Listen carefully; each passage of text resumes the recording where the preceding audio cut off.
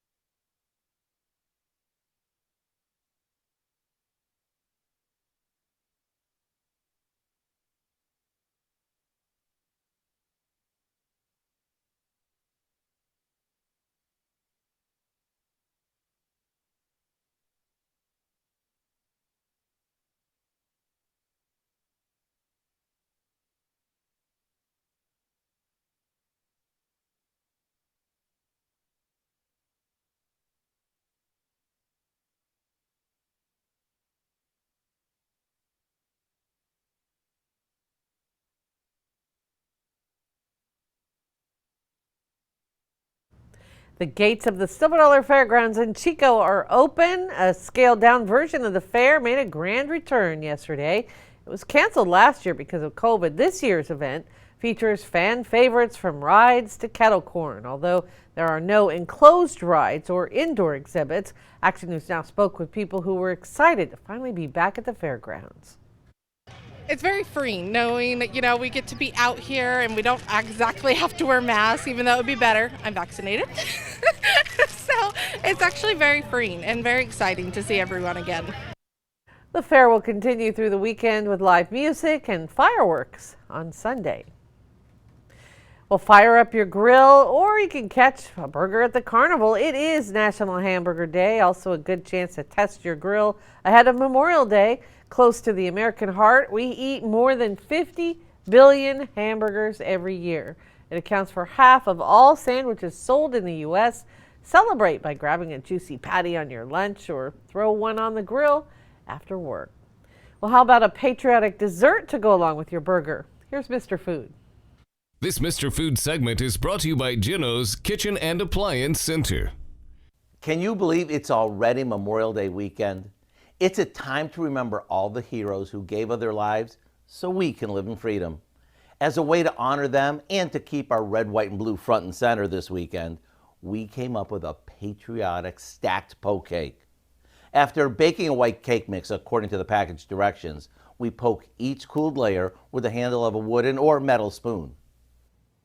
To fill these holes, we mix a jar of marshmallow cream, half with red food coloring and the other half with blue. The red goes on one cake and the blue goes on the other. This is going to ensure that every bite will be looking as patriotic as can be. Next, we'll stack these up and frost the whole thing with whipped topping. A few berries go on top to give this cake its finishing patriotic look. Then, it's ready to serve. From the decadent marshmallow cream filling to the fresh tasting berries, this cake is crazy good. To get the recipe for our patriotic poke cake, simply visit our website. I'm Howard of the Mr. Food Test Kitchen, where today we found an all-American way for you to say, ooh, it's so good.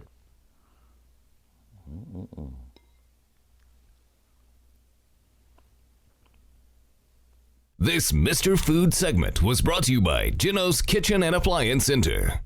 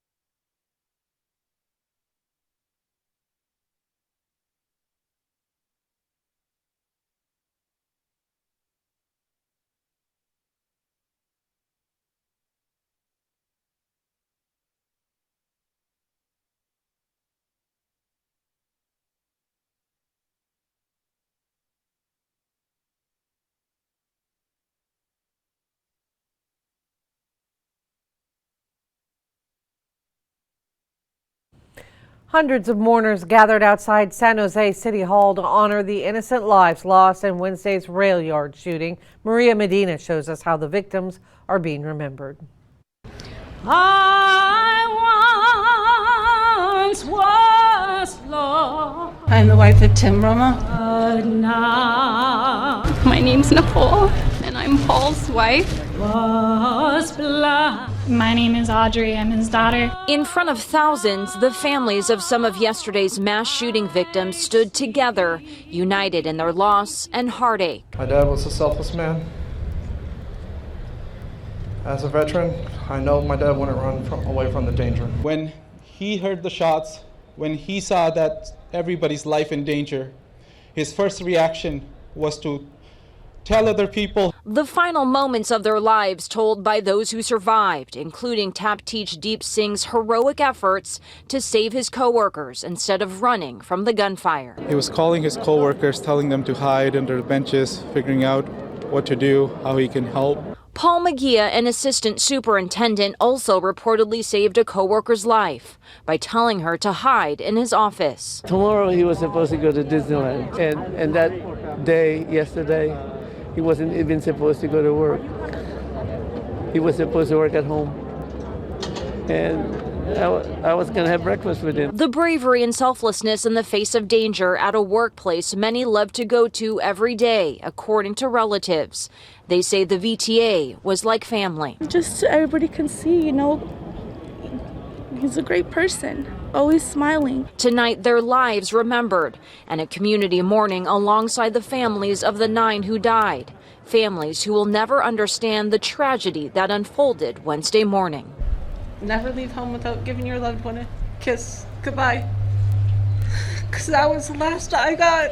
God took my best friend husband too soon, and I'm wishing I could give him one last hug and tell him how much I love you. I love you always. Overnight, the Santa Clara Sheriff's Office released this footage. You can see in the top left corner the gunman highlighted. This was right before that shooting happened.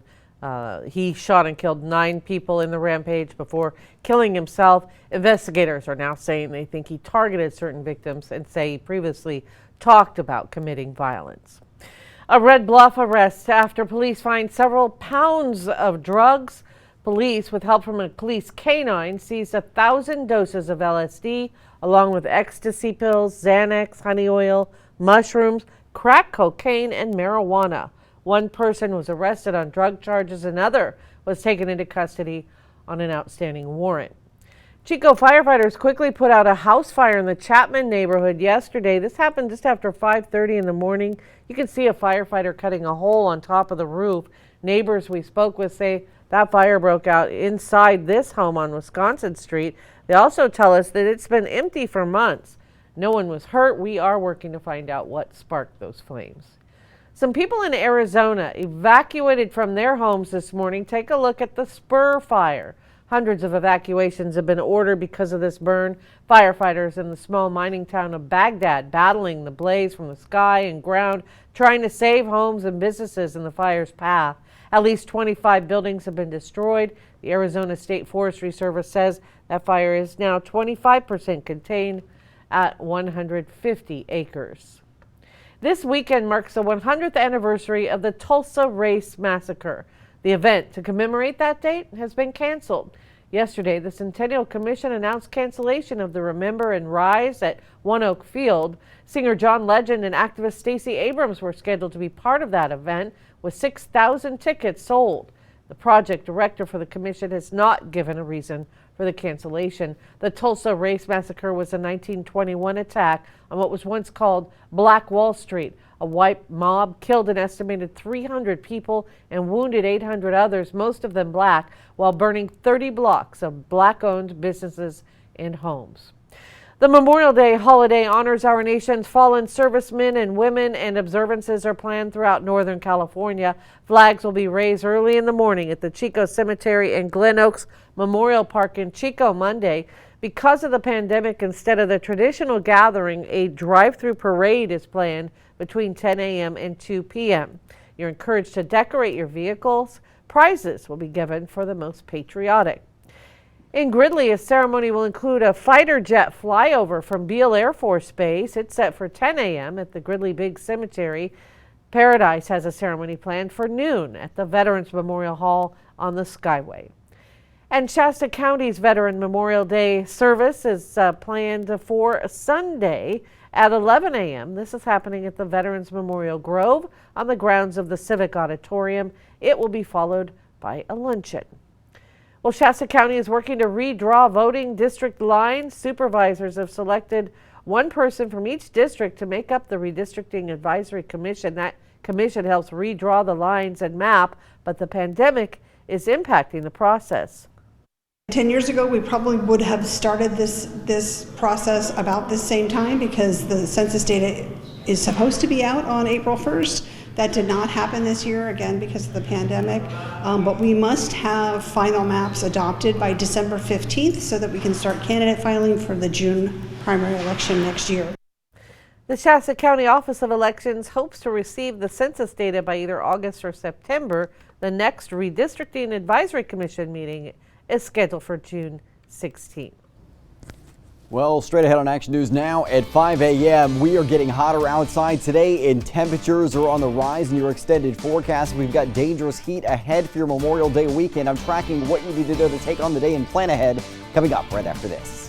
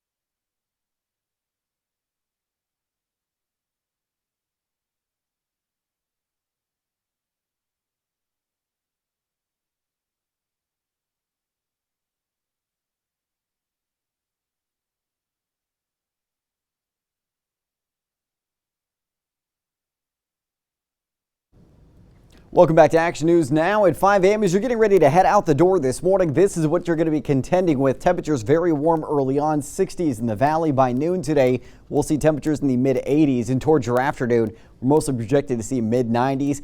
Mostly sunny skies today. Grab that sunscreen, have the sunglasses handy, and dress for the heat. That means loose-fitting, light-colored clothing. Also grab some extra water today. Temperatures in the mountains starting out right now mostly in the 40s. By noon, we'll see temperatures in the lower 70s, and it's 70s to mid-80s for your afternoon today. And temperatures continuing to climb as we head into your weekend. Your tee time forecast, if you're planning on heading out to play 18, get that tee time in early on Saturday. Low to mid-60s, your lows, high temperatures, mid-90s to triple digits for the afternoon in the valley. Wind variable directions to 15 miles an hour. Sunday, even hotter. Get a look at this. We'll see temperatures starting out in the morning, mostly in the 60s, ending up in the triple digits for your Sunday afternoon. And I'll be tracking that excessive heat watch coming up at 6 a.m. and coming up on Action News Now at 6 a.m. A campsite crash lands 2 in the hospital.